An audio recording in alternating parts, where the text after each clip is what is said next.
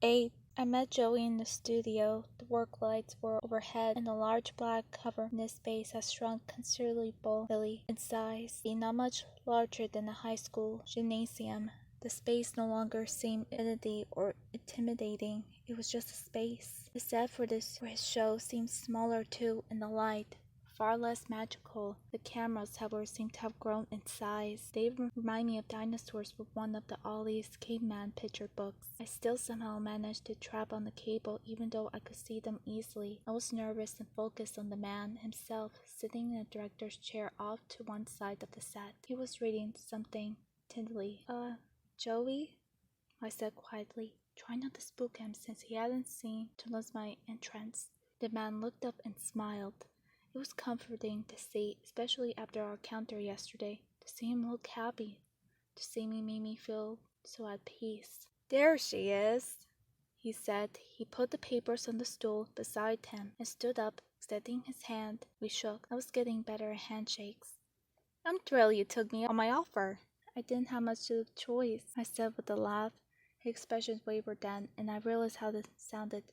"I mean, of course, I'm thrilled you wanted me as your assistant. I really don't get to choose where I promoted to. But if I could, this could be exactly it, so it worked out really well." Joey laughed at that. Of course. We all have free will, but some of us have more of it than others." What an odd thing to say, I thought, as he gestured for me to follow him, and I did. As we stepped out of the studio, and I said, "I wanted to say, that is..." I stopped. I hadn't actually prepared an apology, because I haven't thought I'd get an opportunity to make one, but it was something I felt it was incredibly important for me to do now at the beginning of our official working relationship. "Yes?" he asked it. We turned down the hall. There was nothing more than just to say, "I just want to say, I'm sorry." Joey stopped walking and turned to look at me. I had to stop too. It was hard for me to look at him though. I felt such shame, but I willed myself to do it. I met his eyes. They were concerned. He reached out and placed a firm hand on my shoulder. "Rose, what were you talking about?" I had to look down. I just had to. I couldn't face him.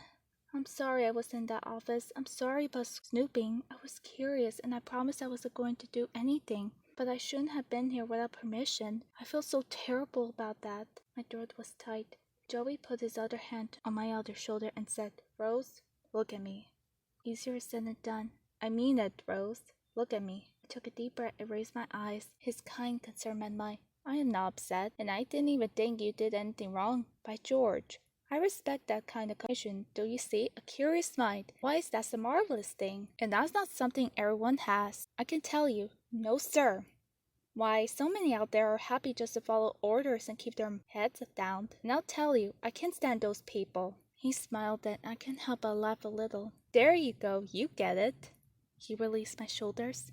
"You and I are a different breed, Rose. No, it was the moment I met you in the foyer and by the firm." "Oh gosh, that stupid firm," I said. I felt myself blushing. "What do you think I want you to be my assistant? It's because of your curiosity and your go-get-them nature. It's because you're just kind of gal a boss needs at his side. So you don't dare apologize for actually having some feelings to drive." I nodded. I felt so warm inside, like I was glowing, literally beaming and lighting the whole hallway. "Promise I won't again." "Good, very good." He looked at me for a moment, then he didn't say anything. "Do you find it interesting?" "Find what is interesting?" "The lab. Everything inside." I nodded. Yes, I didn't understand any of it, but it all looked so fascinating, like some real scientific minds were working. I didn't think Joey's smile could get any brighter, but it did. He started walking again. I did a little skip to catch up. We turned down the dark hallway, and that's when all clicked. We were heading back to the lab. I felt such a thrill that things were making so much sense now, especially after hearing Joey's words. My curiosity had not killed the cat. Those qualities in myself that I knew others could find tiresome, he admired. I felt seen for the first time in a long time, even more than with my family. I always seen them. I was always coming to them, make sure Mother had what she needed, make sure Ollie was entertained, and Father felt safe. But for someone to come to me, to see me, and what I wanted it, this is the first time I realized I hadn't had for a very long time. We entered the lab together. Evan was hunched over his table in the corner, but he raised his head like a prairie dog and stared at us. "Sorry to interrupt," I said. "Oh, don't be sorry. Stop being sorry." said Joey. I have a little interest in apologies, and especially not for Evan. He can't be as skittish as he wants. That's his choice. Yes, Mr. Drow, said Evan in a flat voice. I'm going to give young girls here a proper tour, explained Joey, closing the door behind him. You are? Are you sure that's a good idea? Evan's shocked expression was shock and squared. You could say. I pressed my lips together to keep myself from laughing. Yes, I am. As if she has any questions, going forward you'll answer them all. Do you understand? Evan nodded. He understood. He didn't understand why. That was much clearer. He didn't approve. That was even clearer. But the most clear to me was that what Joey said. Evan did, and ultimately that was all that mattered. Now, Rose, said Joey. He flipped a switch and the light hanging above the giant square block in the middle of the room turned on and buzzed almost gratefully, like it had been turned on in a very long time. Then he marched over to the bank of televisions with a great proudly turned on them each one. They brightened from small specks to fully lit screens, which played a scene of Bendy whistling while walking along the path in the woods. Each scream showing the same thing. 6 bandies walking. It was memorizing. Come here, said Joey when he noticed I hadn't approached the block yet. Yes, sir. I skittered over next to him. Are you familiar with silly vision? I giggled. I'm sorry. What's funny? He asked it. He looked abused and a little severe. Oh, it's just a fun name. Silly vision, I said, trying to explain, feeling painfully awkward. I've been having such a lovely time, and the temperature of the room had changed suddenly with my small giggle. I need to remember that. As warm and thoughtful as Joey was, he was unchangeable like that. But he is a genius, and such a great minds tended to be constantly on the move in their own brains. Interrupting a train of thought with an irresponsible laugh was unfair for him. Yes, it was.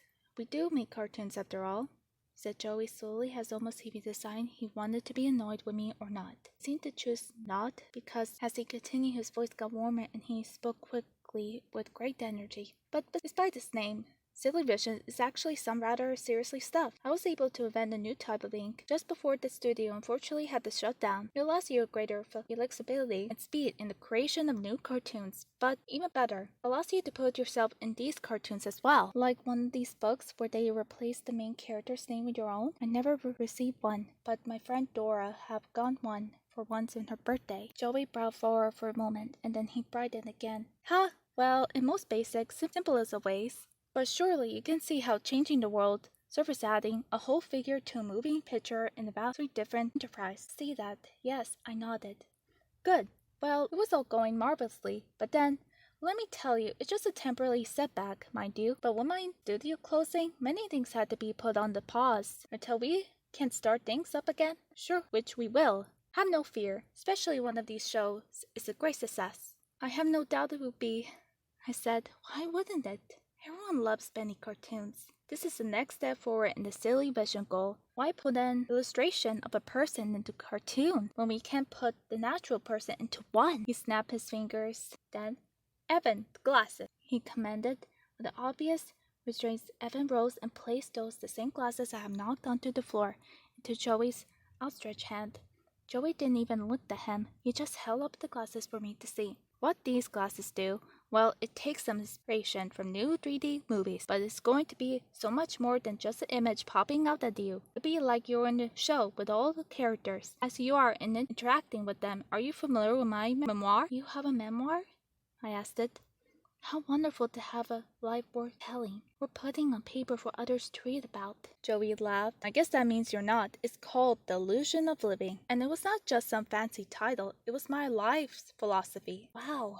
Imagine having a life philosophy. Joey's smile widened, and there was something behind the eyes, a bit of strain. I worried I was insulting him with my arrogance now. But I didn't know that I could say in this kind of moment. I felt stuck. It's a very complicated philosophy. That's why I needed to write a whole book on the subject. But the point is, living is an illusion and reality is all the fantasy. And we need to decide what we do with that information. That was some sort of twisty, mind-blowing sentence I have had no idea what to do with. I don't quite understand. No? Of course you don't, said Joey with expression softened a little. You have to be a genius to understand without reading the whole book. And even then, you might not fully appreciate it. But my goal with these classes is to cross the divide. Imagine a world where you could literally be someone else. What would that do? What would that change everything?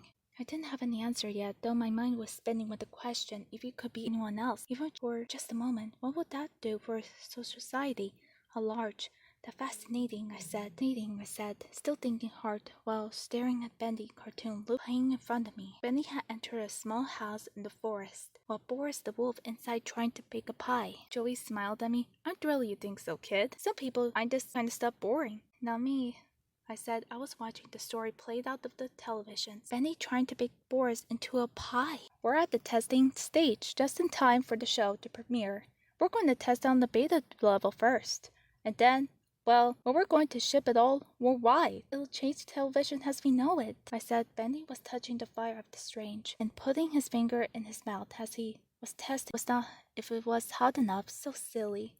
Sure, television, but also Bendy. I nodded, but I was still thinking about the idea of the technology and it changing everything. Like Joey said, what could you do with something like that if you could involve the audience with such an intimidating way? Why, it would be terrifying, terribly fun, of course, just like going to the 3D movie, but if it worked the way he said it worked, it will elaborate a person's understanding and empathy. We could literally allow to walk into somebody else's shoes, but you could end the conflict and we know it. People could see and understand the other side, feel what others felt. We never had to go to war again. Suddenly the Betty cartoon vanished from the screams, replaced with a static, rolling storm of crackling show. It whispered the train of thought, brought me back to reality. And now we come back to you, Rose. Come back to you, Rose, said Joey. He moved in front of the televisions and was now isolated by the static of dark figure soaring in front of me. Me? There was something intimidating about him now. It made me feel a little uncomfortable. Will you do me an extra honor of being one of my test families? I stared at the figure. I knew my mouth must have been open. I was terribly in shock. Me? My family? Of all people in the studio? In the city? In the country? He wanted our thoughts and opinions? Of course, yes. I paused. What does it entail, though? Joey clapped his hands together and laughed apparently. If it hadn't been for a laugh, I had been a little spooked. The clap was loud and had startled me. I felt a little bit Evan in the moment, jumping at the smallest noises. I was so very used to things going bump in the night. It was hard to startle me, but it would be done. I thought of Ollie last night in the dark. Yes, it would definitely be done. It tells you and your family watching the Joey Drew show with our wonderful new glasses.